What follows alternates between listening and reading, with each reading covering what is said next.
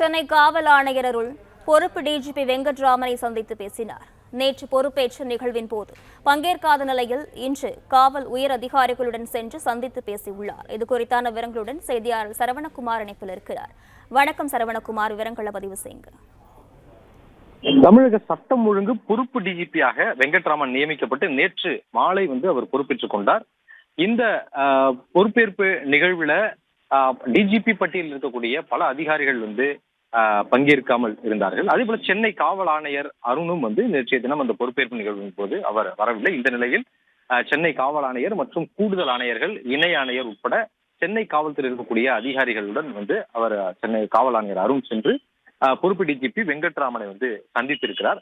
நேற்று தினம் சென்னையில விநாயகர் சிலை ஊர்வலங்கள், சிலை கரைப்பு மற்றும் அது தொடர்பான பாதுகாப்பு பணிகள், தொடர்ந்து அதை கண்காணிக்கக்கூடிய பணிகள் இருந்ததாகவும், ஒவ்வொரு இடங்களிலும் சென்று பாதுகாப்பு நடவடிக்கைகளை காவல் ஆணையர் தொடர்ச்சியா சுழற்சி முறையில் அவர் கண்காணிப்பு பணியில் ஈடுபட்டதாகவும், அதனால் சென்னை காவல்துறையினுடைய அதிகாரிகளும் காவல் ஆணையரும் இந்த நிகழ்வுல பொறுப்பேற்பு நிகழ்வுல பங்கேற்க முடியாத நிலை ஏற்பட்டதாகவும் காவல்துறை தரப்புல கூறப்படுகிறது. இந்த நிலையில்தான் இன்றைய தினம் அவரை சந்திப்பதற்கு நேரம் ஒதுக்கீடு செய்யப்பட்டு சென்னை காவல்துறை அதிகாரிகளும் காவல் ஆணையரும் நேரடியாக சென்று பொறுப்பு டிஜிபி வெங்கட்ராமனை சந்தித்திருக்கிறார்கள்.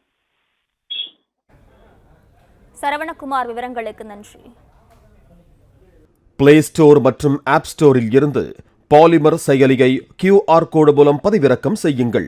செய்திகளை உடனுக்குடன் பெறுங்கள்.